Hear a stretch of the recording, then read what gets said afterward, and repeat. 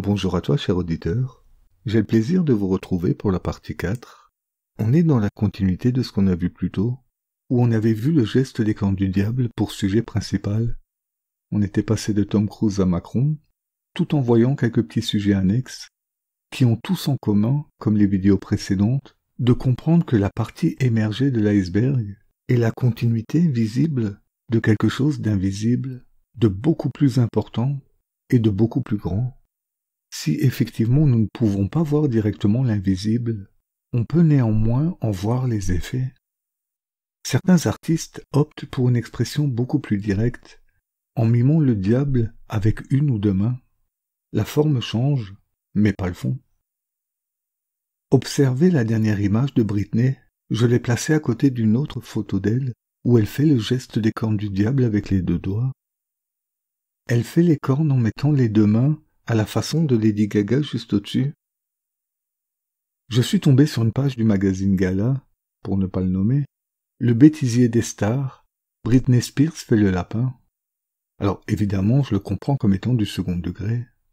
Mais cet article m'apparaît comme une occasion à saisir, un point de départ pour resituer le vrai contexte de ce geste et en apprendre un peu plus.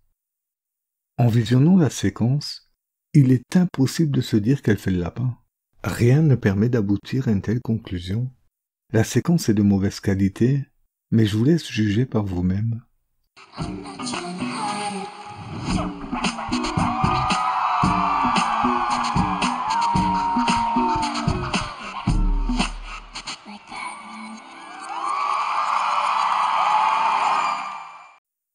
Dans ce même événement, on a droit à un autre geste qui nous en apprend un peu plus. Vous le connaissez, ce geste est très répandu dans le paysage télévisuel. À quoi ou à qui ce geste fait-il réellement référence?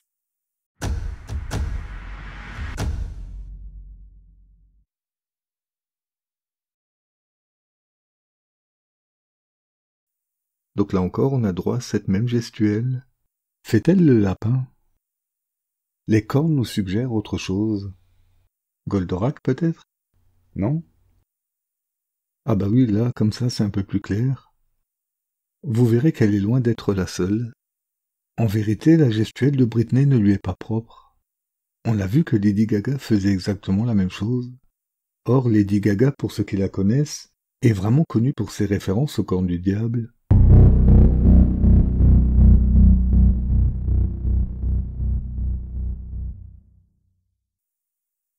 On peut aussi comparer Britney Spears avec la tatoueuse Meghan Massacre. Alors non, j'ironise pas, elle s'appelle vraiment comme ça. Voyez son t-shirt? La référence n'est pas à des oreilles de lapin, mais bien à des cornes.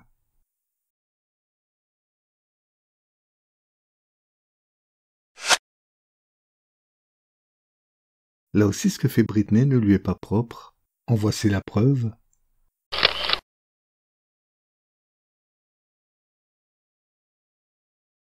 Il est évident qu'ici, le membre d'ACDC ne fait pas référence au lapin. Ça serait mal le connaître.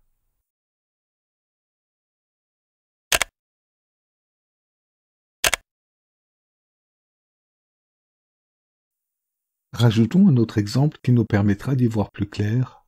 Posons la photo de couverture du très sérieux magazine allemand Der Spiegel, donc le miroir, celui où ils mettent à l'honneur le romancier homme d'État et franc-maçon allemand, Goethe. La référence ici n'est pas à un petit lapin, mais à Méphisto le diable. Cette couverture nous ramène à nouveau au sujet puisque Goethe nous conte l'histoire de Faust, très connu. Et qu'a fait Faust? Il a fait un pacte avec Méphisto, le diable, pour réussir. À notre époque plus moderne, on y a aussi droit.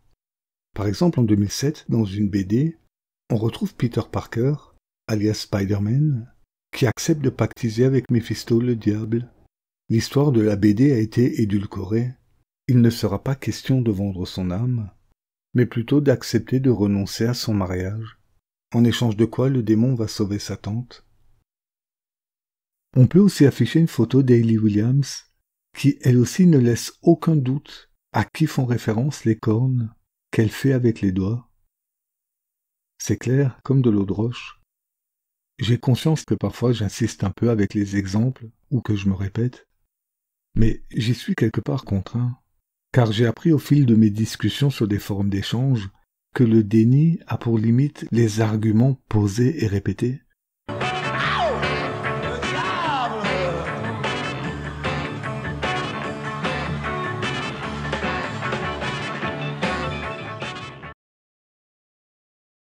C'était pas prévu, mais je suis tombé sur une autre vidéo qui serait intéressante de vous partager. Une recette qui fait appel aux mêmes ingrédients satanico-maçonniques.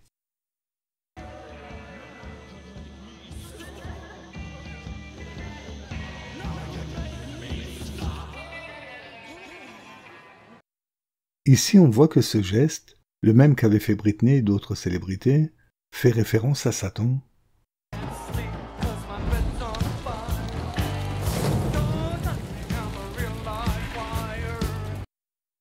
Donc ici, on a bien le geste que faisait Britney, celui où Gala parlait de lapin.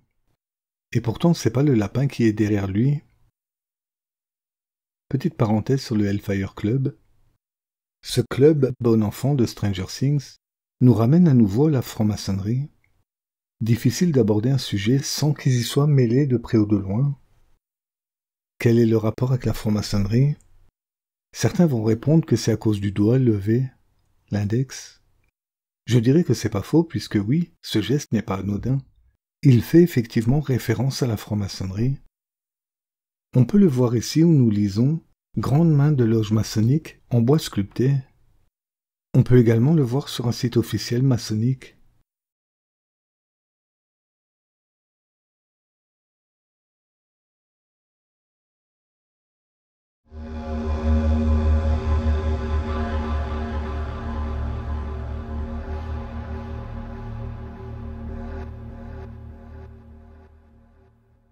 En fait, on découvre bien plus que ça. En effet, le Hellfire Club a bien existé. On peut le lire sur Wikipédia. Ici, j'ai agrandi le texte pour vous. Vous retrouverez évidemment la page Wikipédia dans le lien sous cette vidéo. En anglais, il y a encore plus d'informations. Je lis pour nos amis aveugles ou malvoyants. Le Hellfire Club est un club privé anglais et irlandais du milieu du XVIIIe siècle. Ses membres étaient issus de la haute société, occupant souvent des fonctions politiques. Son activité principale consiste en une parodie de religion.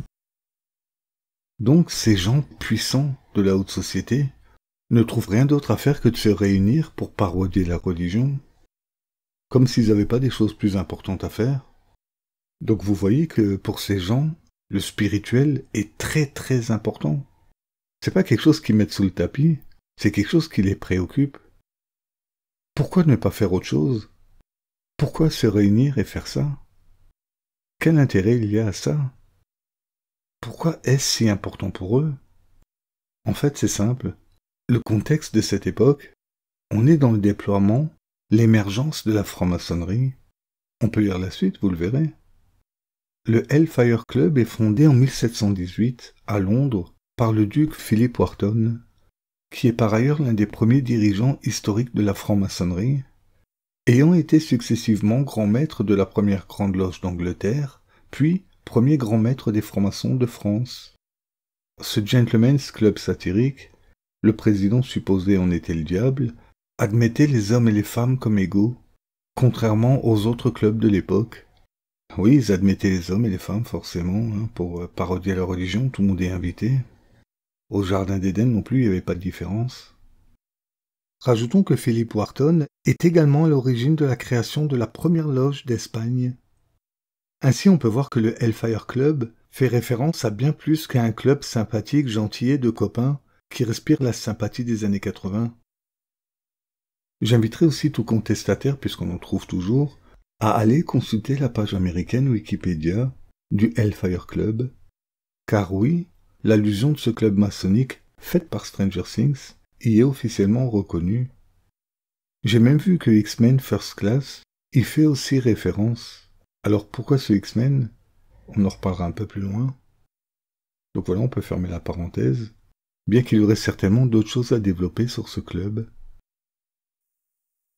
Les artistes s'identifient aussi à Satan de façon frontale. Oula, un mauvais jeu de mots, de façon frontale, les cornes, le front, tout. Disons que les artistes vont jusqu'à poser des cornes en accessoires sur la tête. Remarquez le geste cornu de Katy Perry à gauche, qui va de pair avec les cornes de Satan qu'elle porte sur la tête. Elle assiste à un live d'ACDC, dont on parlait avant. Au milieu, on a Rihanna, vous savez, celle qui a un tatouage d'Isis. Isis, dont les francs-maçons se réclament être les fils de la veuve. Et on a Pink en dernière image, celle qui a mimé une initiation maçonnique lors d'une de ses tournées.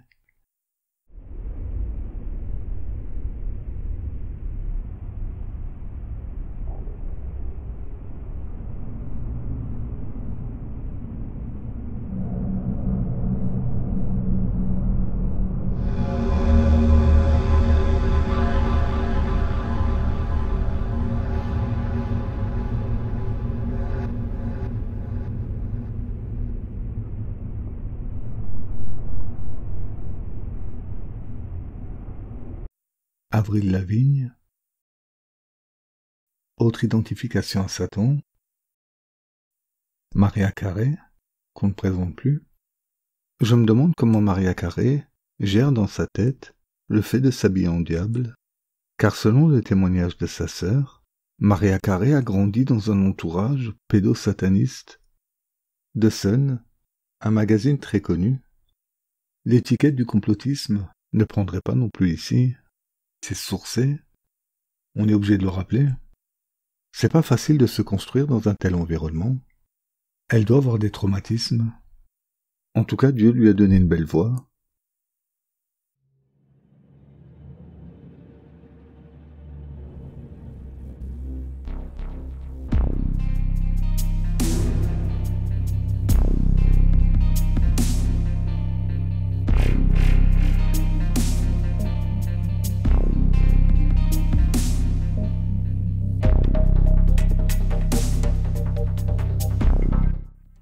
On remarque l'allusion à Baphomet. On peut rajouter Lady Gaga. En fait, ce que je montre ici, c'est l'identification au diable. Ça va plus loin que le geste des cornes du diable. Des gens sont conduits ou choisissent de se faire à l'image du diable. Ça peut être juste pour le temps d'un spectacle, ou pour une journée comme Halloween. On peut aussi penser à certains réseaux sociaux qui ont déjà préparé des filtres diaboliques juste pour vous, prêts à l'usage. Mais l'identification à Satan peut aussi devenir plus durable. Tatouages et autres fantaisies. Ici, c'est Bill Saber. Désireux d'obtenir la gloire, il finit par se faire à l'image du bouc, donc du diable. On retient le petit geste au passage. Là, on le voit avec Marilyn Manson. On remarque aussi les petites pattes cornues du public. Ici, on a Robbie Williams. Ça, c'était pour la promo du film Rocketman, qui retrace l'ascension artistique d'Elton John. Elton John qui a aussi un penchant pour l'occultisme, selon The Good Fight Ministries. Donc de l'entendre répéter « No sacrifice », pas de sacrifice, dans sa chanson « Sacrifice », me laisse quand même un peu songeur. On peut se poser la question, les références à Satan ne sont pas exprimées exclusivement dans l'industrie de la musique, ça touche tous les domaines. Voyons-en quelques-uns. On retrouve le diable déguisé dans le monde des super-héros. On a Loki à gauche, dont Disney nous a conté l'histoire. Ah, il faut bien partager ça aux enfants. On a à droite Wanda, la sorcière rouge. Encore une production Disney. On dirait Satan devant les colonnes maçonniques. On a le démoniaque Burger. Puis malheureusement une mini-diablesse selon Haribo. Si vous faites votre propre enquête, vous découvrirez que les enfants sont clairement ciblés par les satanistes. Là aussi, il y aurait beaucoup de choses à dire. Là, on est dans le monde du catch avec Seth Rollins, présenté ici comme le Messie. On reparlera de lui dans une autre vidéo. À propos du catch, regardez ça.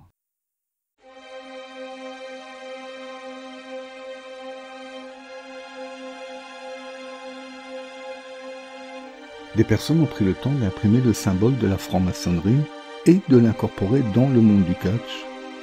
Le monopole est là, aux yeux de tous.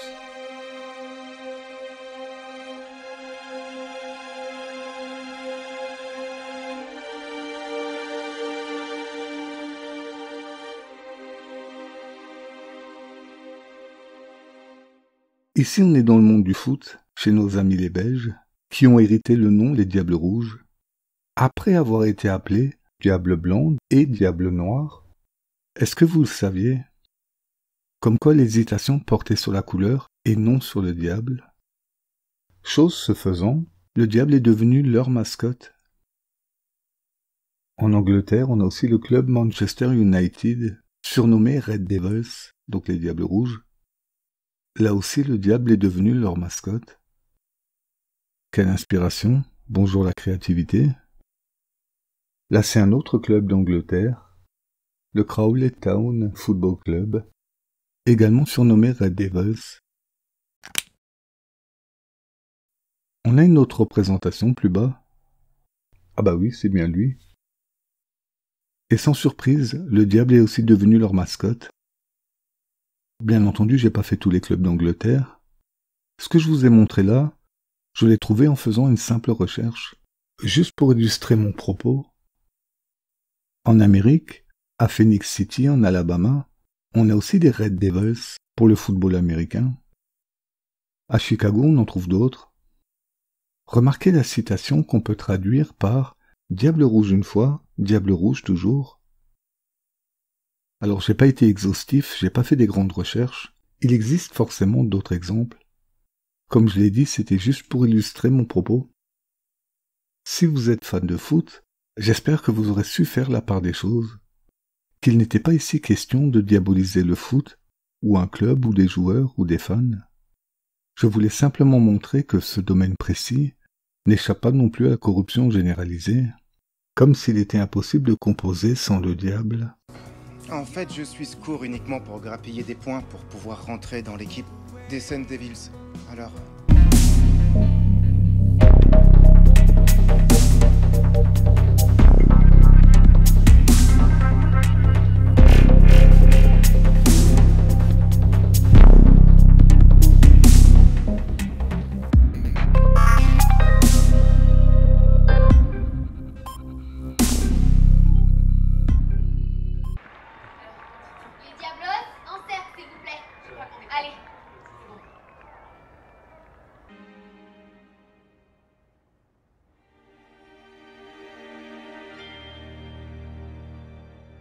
Et à nos nouveaux coéquipiers, approchez.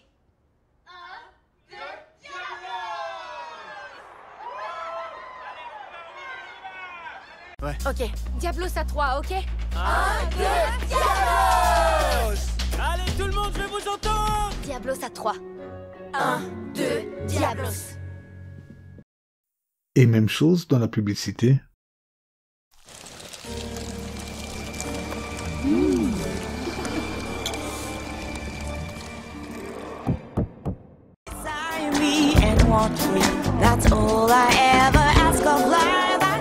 Le bœuf, le goût d'être ensemble. Également à l'Eurovision, avec Lordi. Enfin, Lordi, pas comme Lordi l'ordinateur. Lordi, le groupe de heavy metal finlandais qui chanta Hard Rock Hallelujah, extrait de l'album de Apocalypse. Vous remarquez que là encore, on dénature ce qui est biblique. C'est vraiment récurrent dans ces industries. Voici la traduction de quelques paroles de cet album, traduit par Le Monde, dont je mets le lien juste en dessous. J'ai des ailes dans le dos et des cornes au front, j'ai des crocs acérés, j'ai les yeux rouges, je ne suis pas vraiment un ange, ou alors, l'ange déchu. Viens avec nous, on va en enfer. Charmante invitation, la même qu'on avait vue dans la vidéo précédente avec Going to Hell de Taylor Momsen. Ça nous rappelle aussi l'autoroute de l'enfer, chantée par Bon Scott, je l'avais mentionné dans la partie 1, à la fin.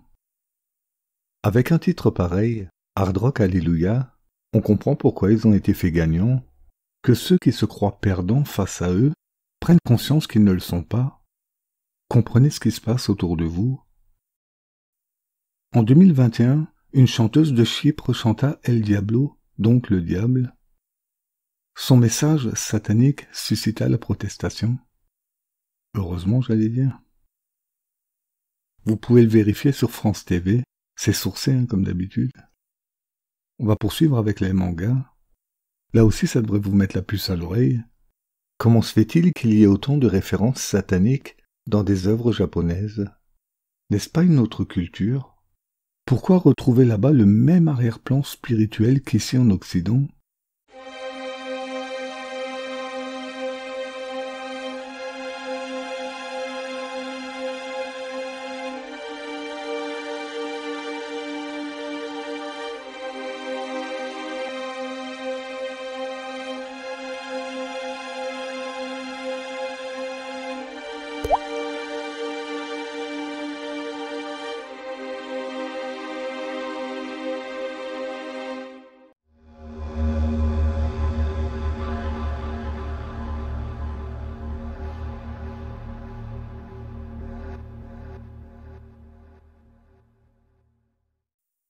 Alors toujours dans les dessins animés, on reconnaît Satan à ses cornes et à son nom, la bête, déguisé en héros Disney.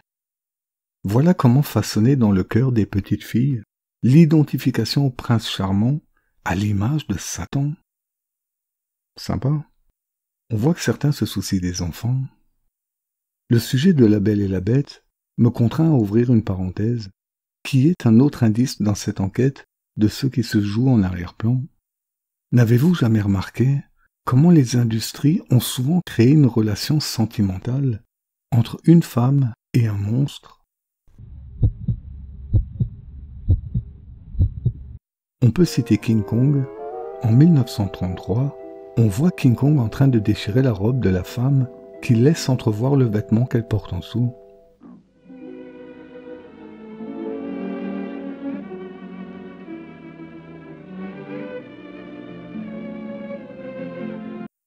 Quatre décennies plus tard, en 1976, King Kong baisse le haut de la robe de la femme avec son index, laissant apparaître sa nudité. Quand on voit la tête de King Kong dans cette scène, il est clairement dans le love.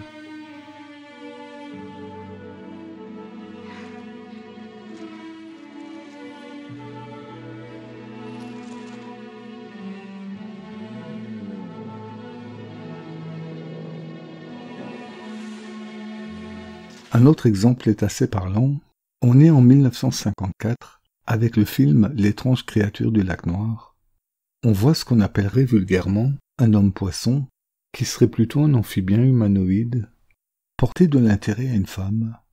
Mais à cette époque-là, il y avait encore des valeurs, des barrières non renversées, des garde-fous empêchant de promouvoir directement de telles relations malsaines.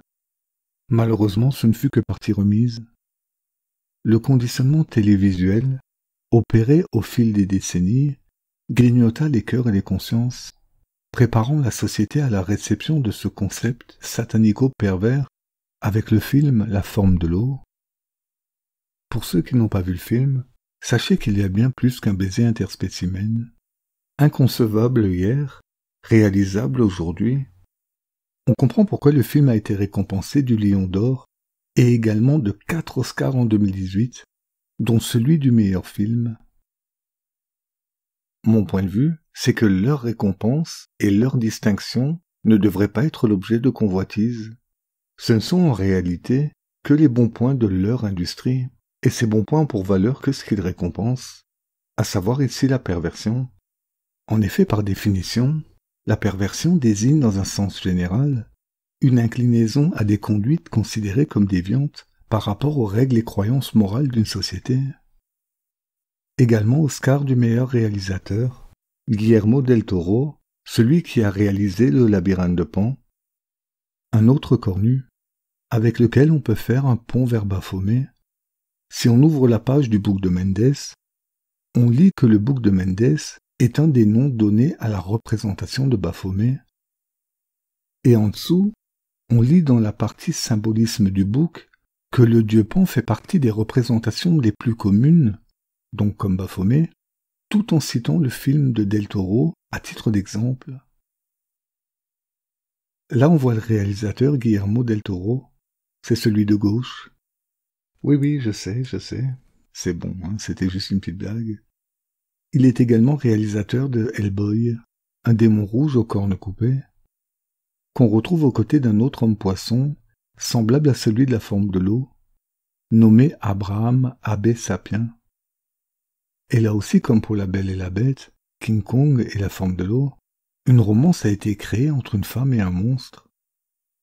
Pire encore, avec un démon.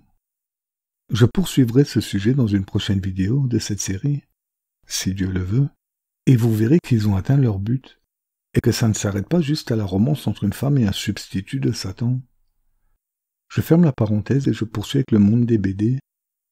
Voici un soi-disant super-héros, Kid Devil, donc la traduction littérale, enfant diable. Il a clairement l'apparence de Satan, rouge, les cornes, la queue du diable.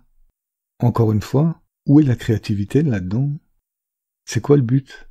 Provoquer chez les jeunes une identification à Satan ou... J'ai mis qu'un seul exemple, mais sachez que le monde de la BD est pollué par les références sataniques. J'allais dire encore plus qu'au cinéma. Non seulement celles qui sont ouvertement affichées, mais également par les formes déguisées. On peut aussi transiter avec les films, puisque ce sont dans certains cas des adaptations de BD. Et là aussi on déguise le diable en super-héros. Je le prononce à la française. Daredevil, un héros qui fait son cinéma, interprété sur grand écran par Ben Affleck, qui joua également Batman, un autre sombre personnage.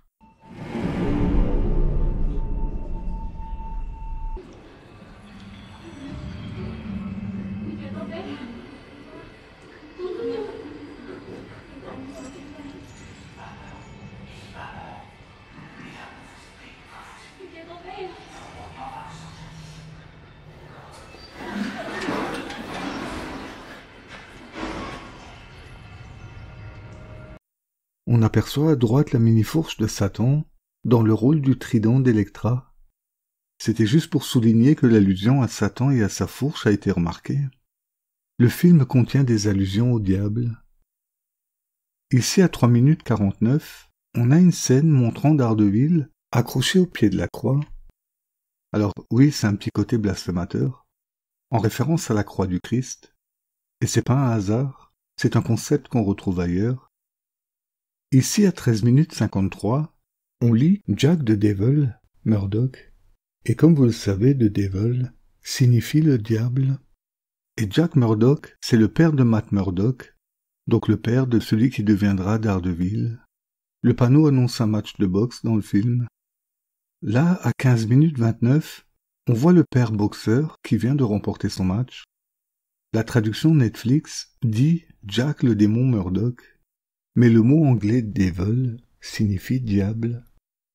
D'ailleurs, si vous regardez son épaule gauche, vous verrez que c'est bien le diable qui est tatoué.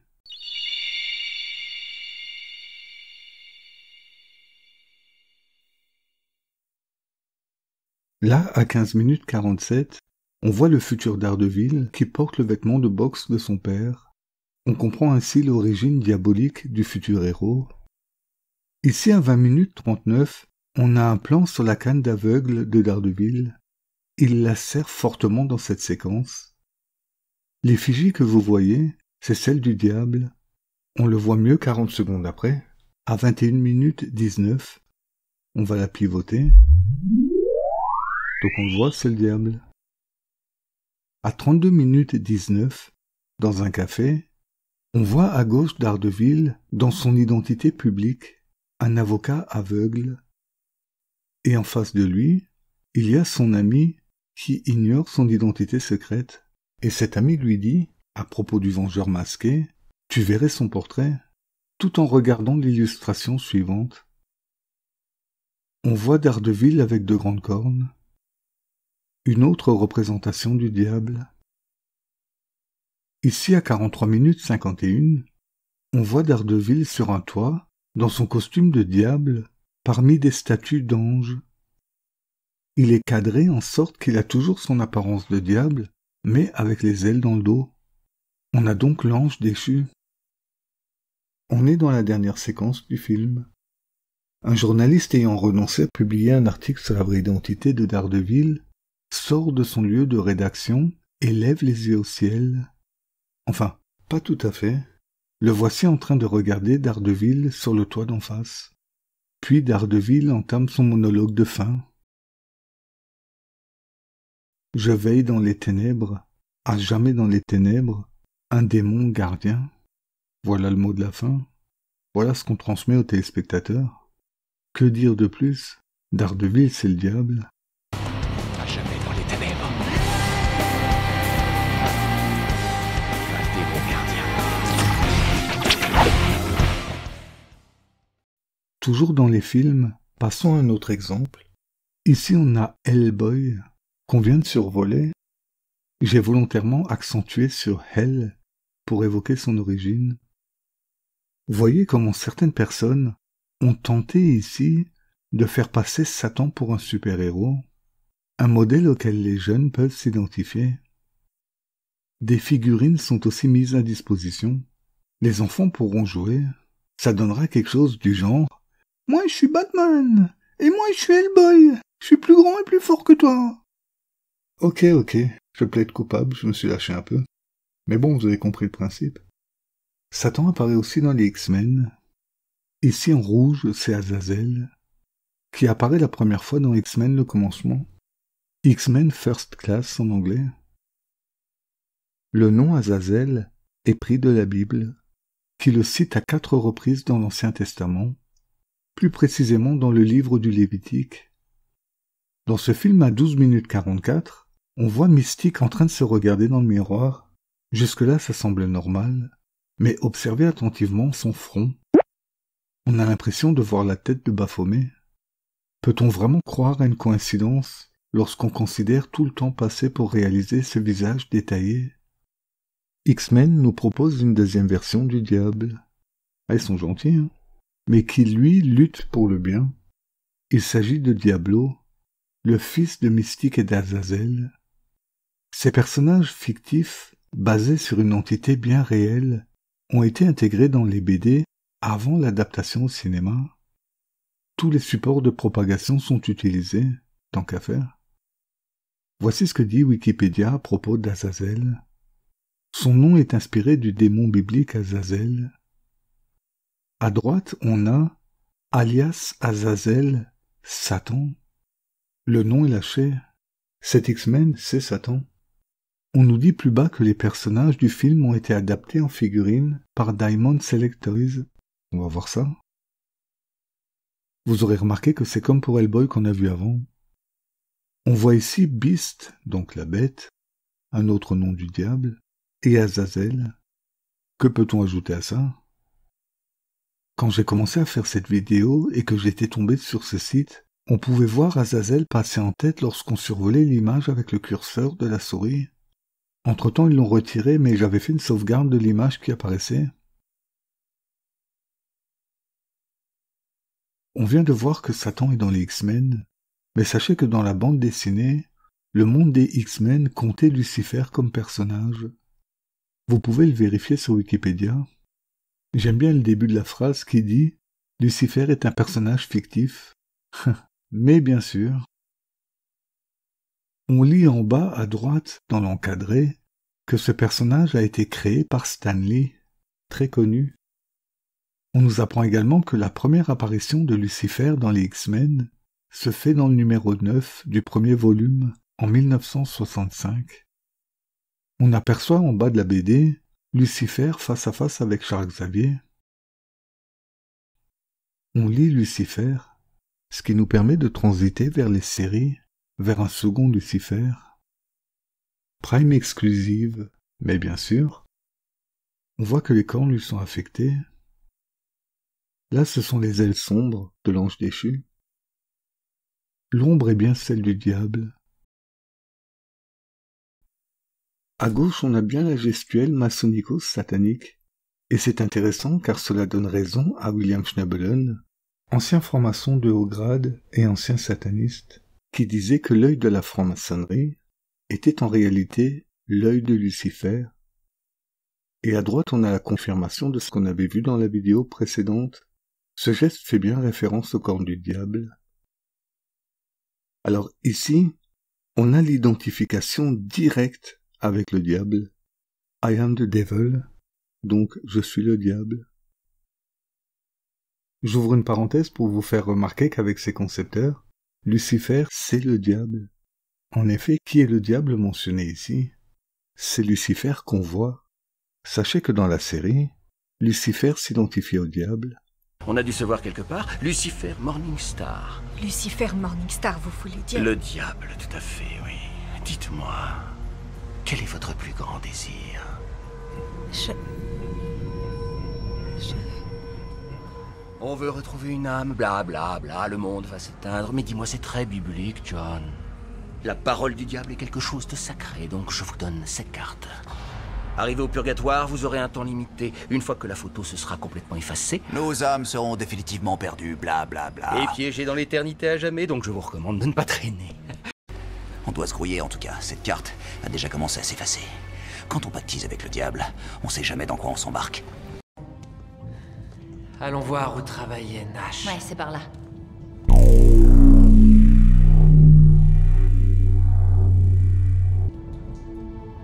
Ah, ça c'est nouveau. Faut entrer là-dedans.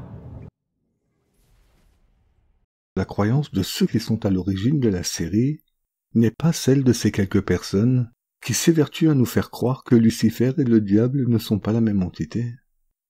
Je ne vais pas le mettre ici, mais j'aurais pu vous montrer Anton LaVey, le fondateur de l'église de Satan, qui emploie le mot Lucifer dans une de ses prières à Satan, et en plus devant une statue de Baphomet.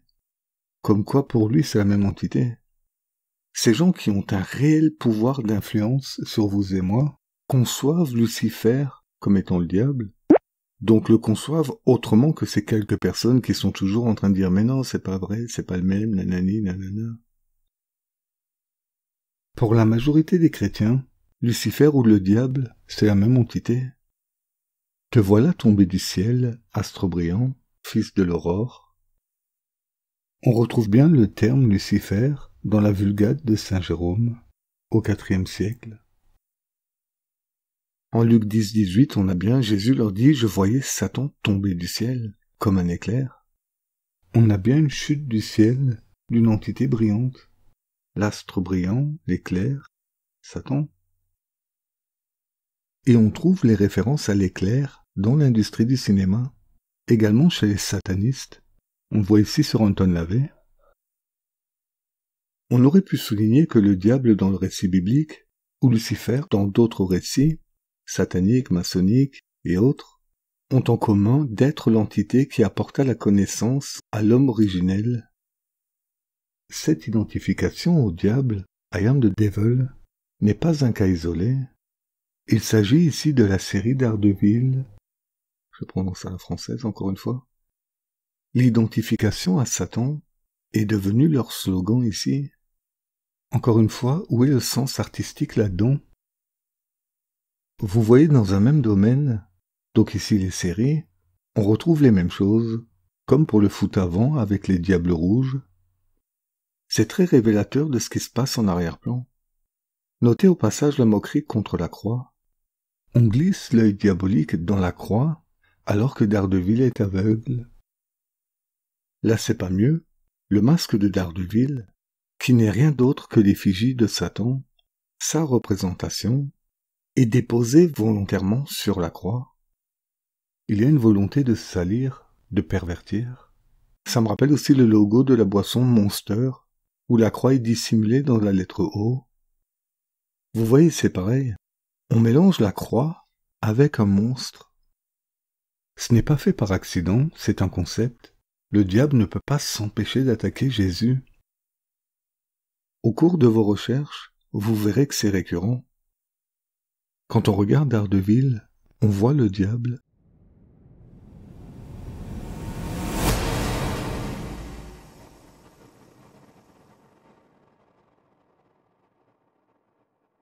On a vu quelques références avant, on va en revoir quelques-unes.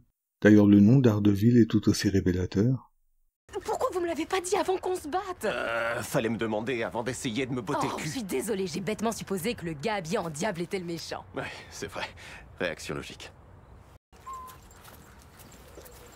Bonjour. Ah, au fait, il y a un type dehors dans un costume de diable qui se tape un peu la honte parce qu'il est... Quoi? Oh, tu as... avec le... Ouais, je vois. Et ça va, on est heureuse? On est très heureux. D'accord, d'accord, t'es un diablotin, toi. Quand j'avais fait mes recherches, j'avais gardé ça. Sans surprise, la série Lucifer était passée en tête.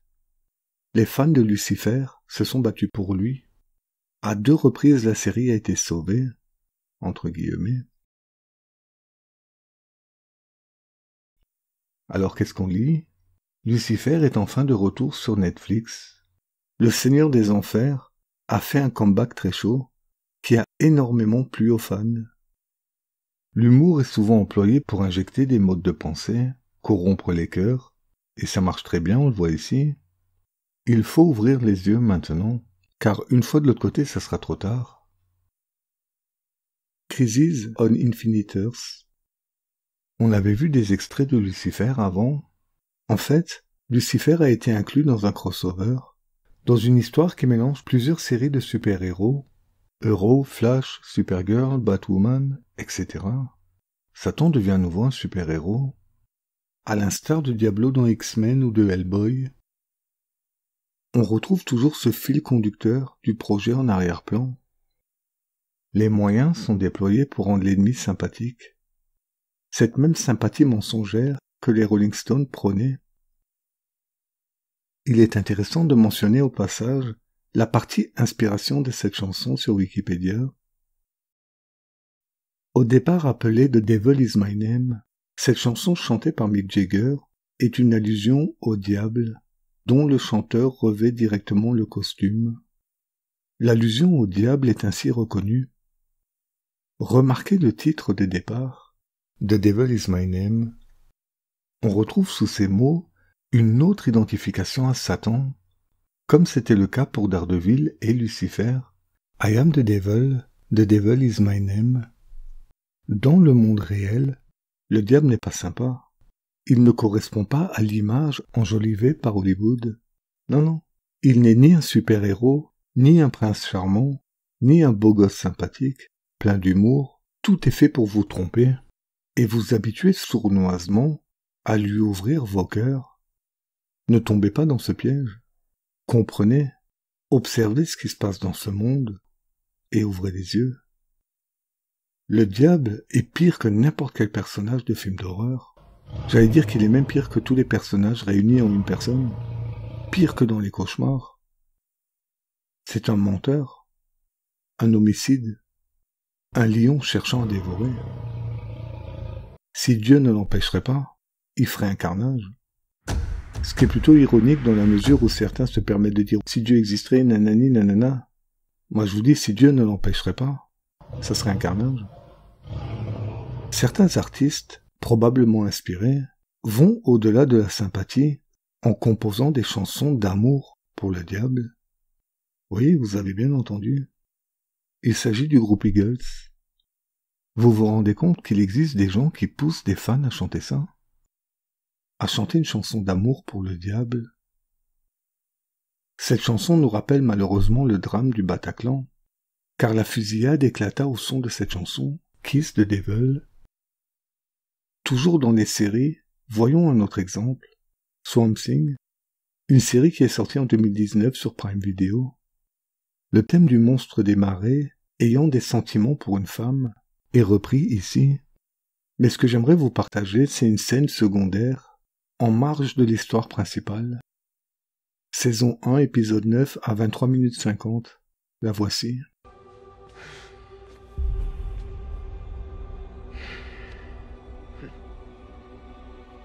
Je me suis fait $146 par jour pour te jouer. C'est arrivé tellement vite que j'ai pas eu le temps de rentrer dans la peau du personnage. Peut-être que cette fois j'arriverai à te jouer comme il faut.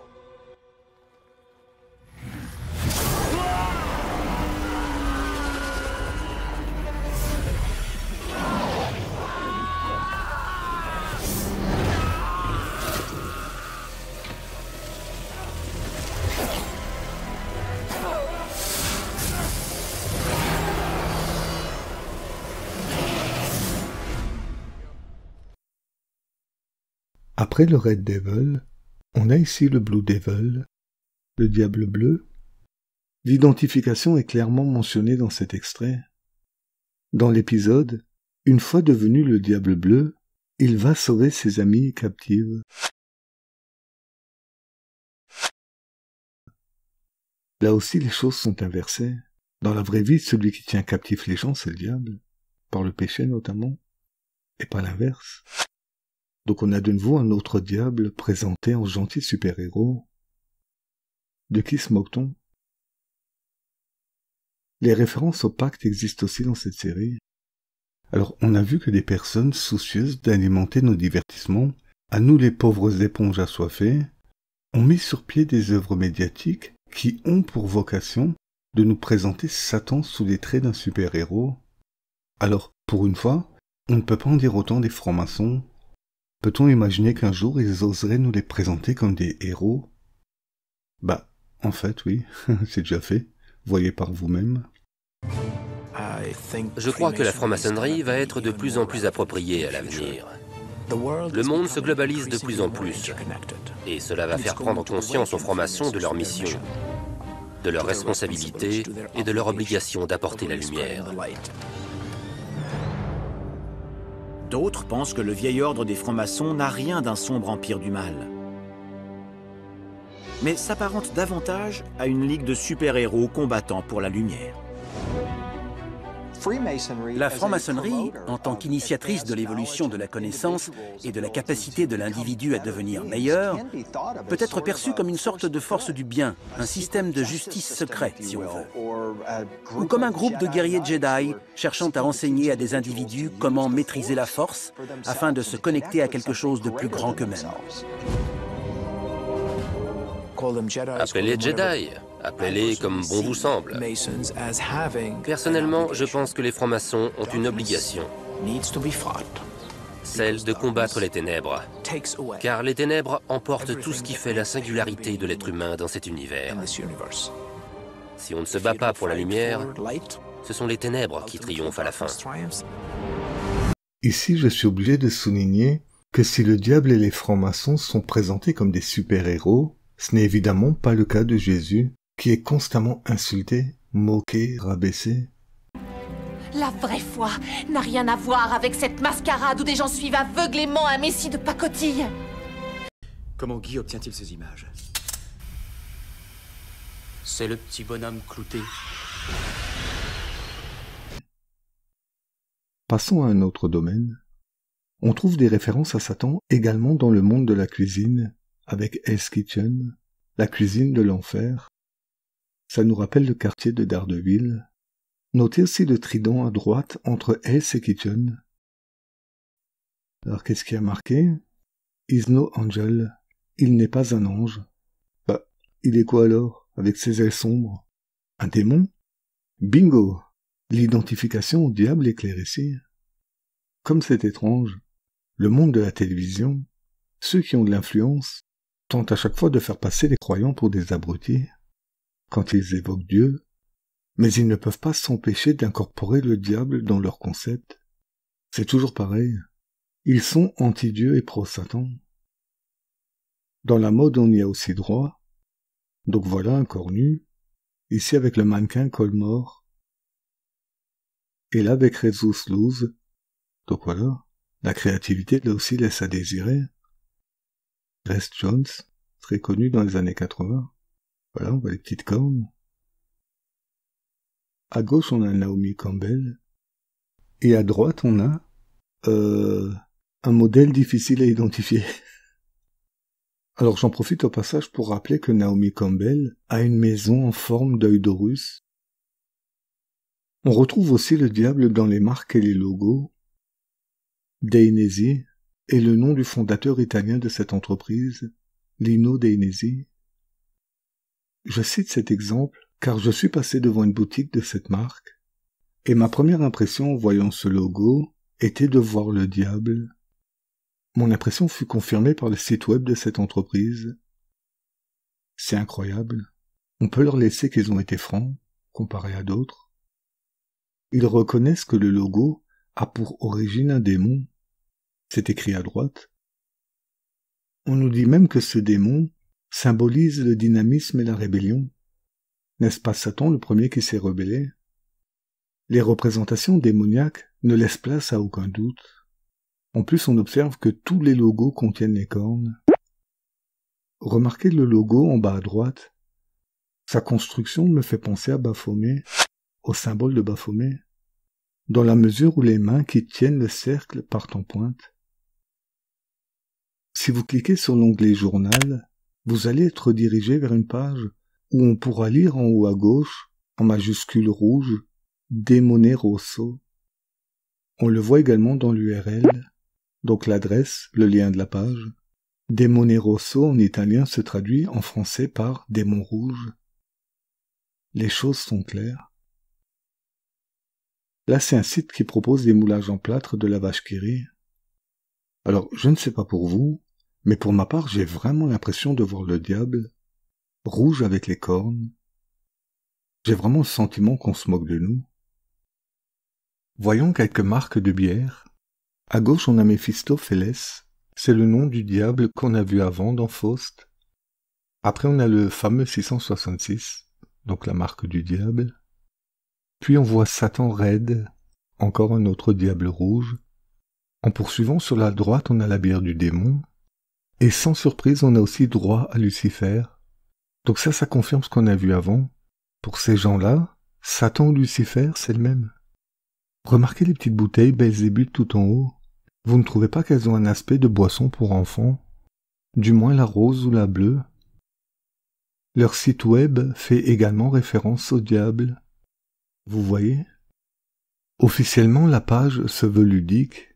On vous propose de vous faire descendre, en déroulant la page, jusqu'aux profondeurs de ce qu'on devine être l'enfer. Vu qu'on nous dit dans la descente, vous y êtes presque, ressentez-vous cette chaleur vous envahir? J'insiste sur le fait que je ne juge pas les personnes qui font ce genre de site web, pas plus que les entreprises. Le truc, c'est que je veux simplement mettre l'accent sur le fait que les représentations du diable se trouvent partout.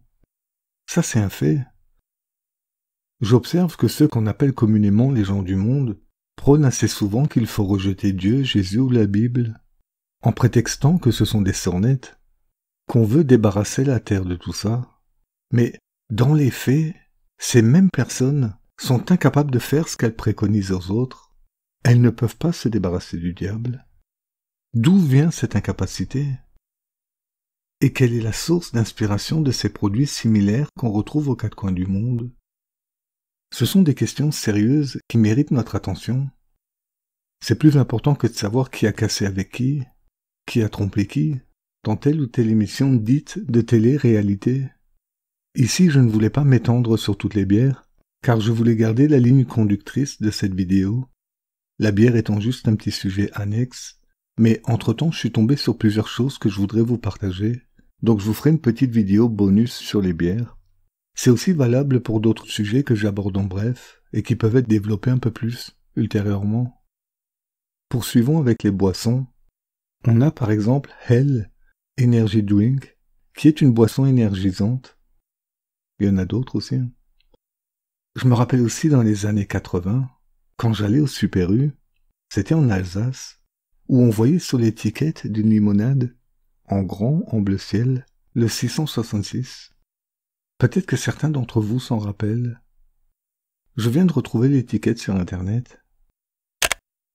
Je me rappelle que mon frère jumeau et moi, on était écœurés de voir ça. On préférait prendre la limonade Mix Me.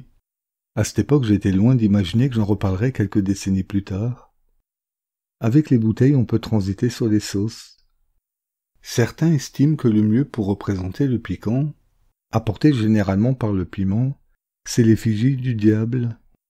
Mais ça aussi, je ne sais pas si vous avez remarqué, on incline toujours la société vers le mal. C'est pas on avance, c'est on va vers le mal. Ce qui me fait penser au pétard, Red Devil. Tiens, comme c'est original. Encore et toujours, et on le reverra. Puis on a Lucifer avec le trident, également le démon comme la bière. Les jeux vidéo n'échappent pas du tout à la corruption ambiante, au contraire. Agony, un nom qui évoque déjà le bien-être, est un jeu explicitement diabolique. Il comporte toutes les vertus de Satan, la violence extrême, la cruauté, l'impudicité, les blasphèmes et blabla et blabla. Le jeu ne se déroule pas sur une planète imaginaire, non, il se déroule évidemment en enfer. Après les diables rouges, Vanda la sorcière rouge, on a droit ici à la déesse rouge. Vous pouvez sans surprise affronter Baphomet. Vous voyez, tout est fait pour vous familiariser avec lui. Les moyens sont déployés, ne vous inquiétez pas. Jouable sur le PC, sur la Play 4, la Play 5, la Xbox One, sur la Nintendo Switch et autres. Votre bien-être et leurs préoccupations. Ah, c'est sûr qu'ils vous chouchoutent. C'est pas comme s'ils contribuaient à votre perte ou à votre mort spirituelle. J'ironise. Je vous invite à vérifier ce que je dis sur Wikipédia. Ils ont même pensé à une suite, Succubus, donc Succube, un démon. Une démone cornue nommée Vidiya devra combattre qui à votre avis? Eh oui, Baphomet, encore lui.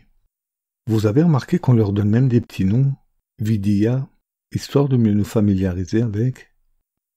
J'ai reçu plusieurs fois la même pub pour un jeu vidéo sur ma page d'actualité Yahoo. Donc des gens ont estimé qu'une diablesse devait apparaître sur le fil d'actualité de Yahoo. On nous fait toute une remontrance sur les signes religieux dans les espaces publics. Par contre, diffuser une diablesse à tout le monde, c'est totalement validé. Notons cependant une petite faute d'orthographe. Il y a marqué « Essayez ce jeu rôle » au lieu de « ce jeu de rôle ». Cette erreur me permet de rebondir sur ce qu'on a vu avant, un jeu de rôle. Donc on t'invite à incarner ce personnage cornu, qui au final n'est rien d'autre qu'une autre identification à Satan déguisé. Je me suis dit bon, vu que je fais une vidéo sur ce sujet, essayons d'en savoir un peu plus, et le premier lien que j'ai vu m'a conduit sur cette page. Le visuel de cette page m'a frappé, car non seulement on a la diablesse en haut, mais en bas on a un autre personnage, couronné de cornes, en train de prier, les mains jointes, les yeux fermés, la tête inclinée vers le haut. Ne sommes-nous pas à nouveau dans le spirituel? Là on voit cette diablesse dans son environnement. On voit de suite que c'est pas l'Alsace ou Montréal. Voyez le mot allure en haut. Il s'agit du nom donné à ce personnage cornu. Deuxième démon, deuxième nom. Une description nous est donnée sur un autre site. Agrandissons un peu plus. La description concorde plutôt bien avec la réalité spirituelle. Sa faction est démoniaque. Son rôle, c'est l'attaque. Comme tout démon qui se respecte, j'allais dire. Et on retrouve bien sûr l'affinité avec la magie.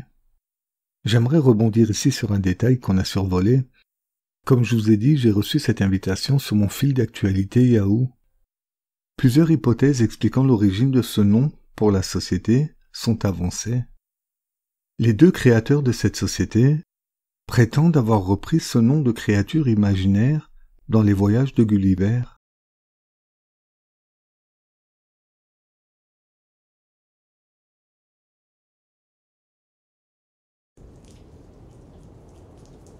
Qu'est-ce que tu lis? Les voyages de Gulliver. D'autres donnent une explication différente. Quoi qu'il en soit, quelqu'un est bien à l'origine de la construction de ce mot, et ce mot est devenu le nom de la société de ces deux créateurs, suite à leur choix commun et à leurs décisions communes. Ils l'ont même rendu mondialement célèbre. C'est leur bébé, si je puis dire. Que leur rôle à chacun ait été la conception de ce nom, ou le choix de reprise de celui-ci, ne fait pas grande différence. Yahoo a été mis en place par eux. Et le fait est que ce mot est composé avec le nom de Dieu Yahvé, dans sa forme contractée, Ya ou Ja, comme dans Alléluia par exemple, c'est le même. Ça m'avait frappé quand j'avais lu ce nom la première fois. Libre à chacun d'y voir une coïncidence, mais d'y voir une moquerie contre le nom divin est plausible, car d'autres l'ont fait ailleurs. En effet, des francs-maçons ont sali le nom divin dans sa forme contractée au cours de rituels maçonniques. Et c'est un ancien franc-maçon de haut grade qui le révèle. Second of all, believe it or not, when you get to 7th degree in New York Rite, you learn that the Master's word has been found. Are we all happy? Can we do the dance of joy? The Master's word has been found, and guess what it is? It's Jabal on. Now, you know what that means? What that means believe it or not, this is the name of God, Jah, like Hallelujah or Yahweh or Jehovah, okay? Baal is Baal, the god of the Canaanites. An is another name for the god Osiris, who is like kind of the sun god in his underworld capacity. So what you have here is the name of the true and living God mushed together in a kind of trash compactor with Baal and Osiris, two false gods. Now how pleased do you think God is with that? Can you think about it? Notons au passage qu'en Angleterre, le mot Yahoo signifie abruti. Le domaine professionnel, c'est du sérieux. Aucun créateur de société, désirant croître professionnellement, ne choisirait le mot abruti pour les représenter, ou même comme nom à brandir aux clients qu'on cherche à courtiser. Ça n'a pas de sens. Ils se verraient fermer des portes ou solliciter à changer de nom. Il est légitime de se dire que si ce nom audacieux ou insultant n'a pas rebuté les membres du réseau, c'est probablement parce que ces derniers en ont fait une lecture différente. Ça nous rappelle aussi quand ils avaient sali le nom de Dieu, I Am, qu'on avait vu dans la vidéo précédente. C'est toujours la même chose, et on le reverra. On va poursuivre avec les jeux. J'étais tombé sur la vidéo d'un gamer. C'est pas une vidéo chrétienne, mais ce joueur avait quand même relevé quelque chose de bizarre. Qu'on voyait dans le jeu GTA V une tête de Baphomet qui apparaissait comme motif répétitif dans la texture virtuelle censée représenter l'eau de mer. Dit comme ça, je suis pas sûr que vous m'ayez compris. Regardez plutôt par vous-même. Nonetheless, guys, if you look to the right there, you can actually see what I think is like a goat, like a satanic goat. I don't know the name of it. I know there's a proper name for this thing. I'm not into the whole Illuminati conspiracy and stuff like that, guys. But if you guys are, you probably know what I'm talking about. I have an image of the bottom left-hand side of the screen. Does that not look identical, guys? It does look like that one goat. Of course, you guys constantly see like that deals with the Illuminati and or something like that. But I think it looks pretty fucking close to a goat, guys. I don't know what you guys think, but I think this is a texture film. Originally I kind of thought it might have been, the angel. But after seeing this, guys, angels and demons possibly, maybe there's more scattered along the, this lake north of Sandy Shores. I do not know. What do you guys think? Like I said, I did not find this myself. One of you guys, my subscribers, did. C'est intéressant parce que ce gamer, qui a fait une chaîne exclusivement sur les jeux vidéo, précise qu'il n'a rien à voir avec les théories du complot. Il n'est pas du tout complotiste. Cette étiquette veut rien dire. Et il a bien été obligé de reconnaître que ce qu'il voit est complètement fou. Et il a bien raison. D'ailleurs, il n'avait pas besoin de se justifier ou de préciser, parce que si quelqu'un était à incriminer ici, ça serait celui qui a conçu le jeu, et non pas le joueur qui l'a acheté.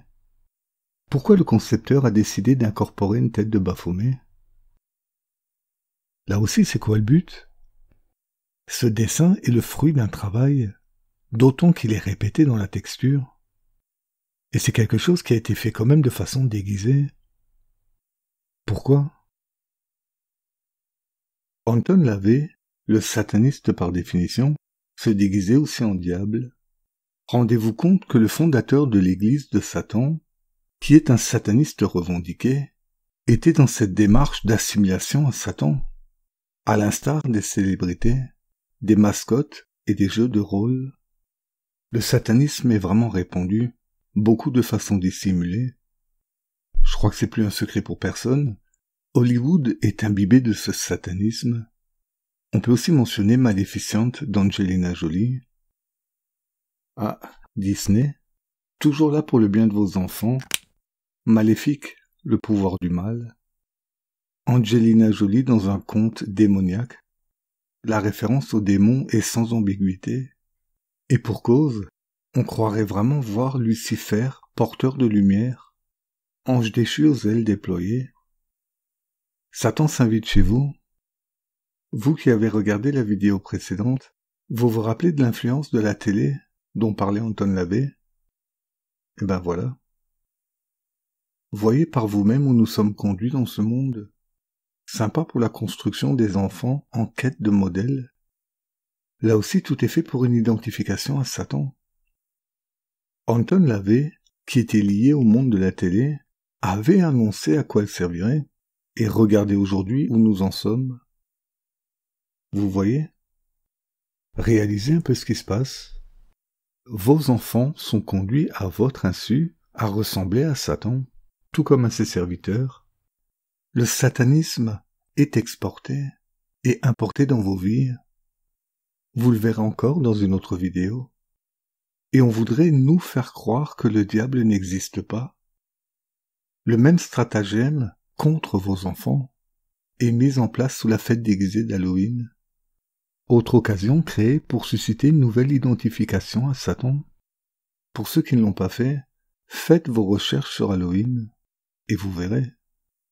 Battez-vous contre ces plans dirigés contre vos enfants. Préparez une fête alternative pour vos enfants ce jour-là. Bannissez tout ce qui est satanique.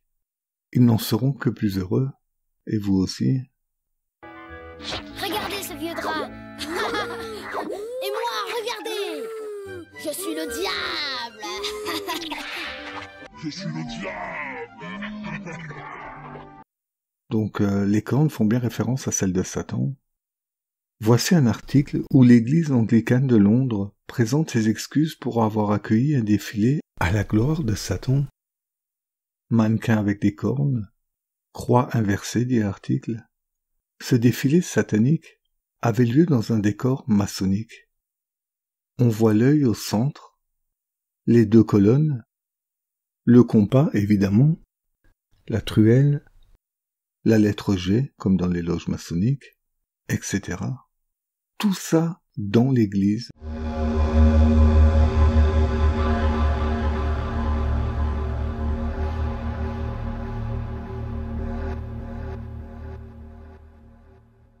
C'est incroyable de voir comment le satanisme et la franc-maçonnerie cohabitent à nouveau.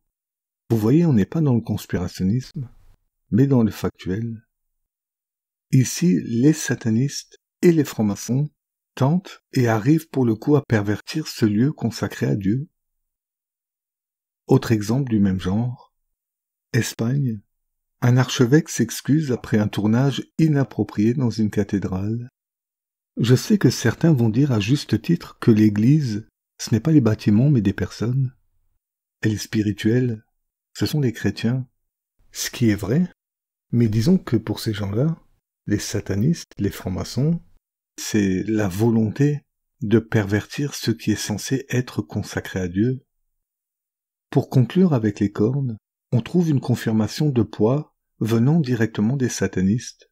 En effet, l'article nous montre en photo un membre du temple satanique portant les cornes du diable, et là un autre membre de ce temple satanique. Donc les choses sont claires. Les cornes font bien référence à Satan. Ce que j'ai essayé de vous montrer à travers les précédentes vidéos, c'est qu'on retrouve Satan dans les coulisses de ce monde, derrière des influenceurs, derrière des puissants, et que des indices nous permettent de voir tout ça.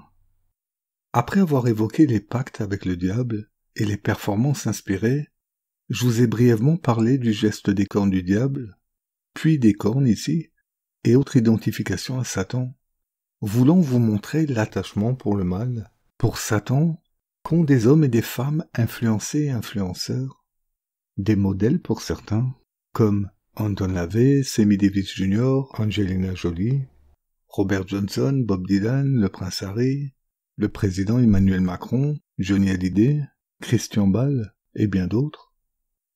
Il est évident que ces exemples paraissent beaucoup plus sérieux que de citer Lady Gaga, mais est-ce vraiment le cas? Si je souligne que Lady Gaga montre un attachement au diable lorsqu'elle s'habillait en lui, certains vont dire « Mais non, c'est juste une artiste déjantée, il faut pas prendre ça au premier degré. » Mais le fait est qu'elle se fait quand même à l'image du diable, incitant ainsi d'autres à le faire, à suivre son exemple. Et on a vu avec l'exemple d'Angelina Jolie que l'influence existe. Ces artistes impactent gravement la société. Mais sachez que l'attachement qu'a Lady Gaga au mal ne se perçoit pas seulement à toutes les fois où elle s'habille en diable. Lors d'une interview télévisée, de façon naturelle, Lady Gaga se met à jurer devant Lucifer. Do you record while the bus is moving, or does it have to come to a stop before Yeah, well, sometimes they don't want to, and they're, you know, Gaga, we can't get, you know, the frequency's weird, and, you know, it's sounding a little bit strange, and I'm like, if you don't get this right now, I swear to Lucifer, I'm gonna, you know, I get a little bit mad. Là aussi, l'artiste créait d'elle-même la connexion entre elle et Lucifer. Comprenez qu'une personne qui jure le fait généralement sur ce qu'elle a de plus cher. Mais je jure sur ce que j'ai de plus cher que je n'ai pas tué cet homme. C'est comme si on avançait un gage précieux dont la valeur est censée convaincre l'autre personne. On a tous entendu quelqu'un jurer en disant « Je te jure devant Dieu »,« Je te jure sur la tête de ma mère » ou « Je jure sur ma vie », etc. Alors, bien entendu, il faut pas jurer. Mais ce que je souligne ici, c'est que les gens qui jurent le font sur ce qu'ils ont de plus cher. Et ici, Lady Gaga jurait non pas devant Dieu, mais devant Lucifer. Cet attachement à Lucifer n'est pas sans conséquence. En plus de la mort à la clé, les stars sont sujettes à des angoisses, des manifestations, des troubles et des cauchemars. Voyons par exemple ce que Lady Gaga a confié à son gourou indo-américain Deepak Chopra ou Chopra, qui était aussi l'ami de Michael Jackson. J'ai dit à Deepak que le rêve était si terrifiant que je pensais en quelque sorte qu'une force diabolique essayait de s'emparer de moi. Vous voyez, ça c'est encore un indice qui prouve ce qui se passe au niveau spirituel. Ce témoignage me fait penser à celui de Maggie Closet, qui n'a rien de satanique, au contraire, je le précise. Simplement, à un moment donné de son histoire, elle a commis l'erreur d'ouvrir une porte intérieure à Satan. Dans sa vie, lorsque de nuit, seule, elle cria de toutes ses forces avec larmes qu'elle était prête à vendre son âme au diable. Je vous invite à découvrir son témoignage. Ça s'appelle Storytime. J'ai failli vendre mon âme au diable. Maggie Closet. Tout comme Bob Dylan, on voit que cette fille est sincère, lucide. Si vous faites des recherches sur Lady Gaga, vous verrez qu'elle côtoyait Marina Abramović, que certains qualifient de vraie sorcière, au sens littéral. Cette dernière l'initia à d'étranges rituels. Je vous épargne les détails morbides concernant cette femme. Simplement, je cite Marina Abramović pour étayer mon propos concernant Lady Gaga, à savoir qu'elle est bien plus qu'une simple artiste déjantée. Et à propos de Marina, regardez ça. Je ne pense pas qu'elle mime le lapin. Je conclus avec les cornes et l'identification avec le diable. Cette petite série de vidéos n'est pas terminée. Il y a d'autres points à souligner, toujours dans le but de révéler ce qui se joue en arrière-plan de ce monde. En attendant, je vous invite à faire vos propres recherches. Si Dieu le veut, je continuerai. Comme pour les vidéos précédentes, je mets le lien juste en dessous. Je rajoute à chaque fois partie 1, partie 2, partie 3. Je partage avec vous mes trouvailles, mes sources. Si cette vidéo vous a plu, n'hésitez pas à regarder les précédentes, qui traitent aussi de cette réalité spirituelle, qui se fait ressentir sur le plan terrestre, on va dire. Donc voilà, je vous dis à plus. Ciao, ciao.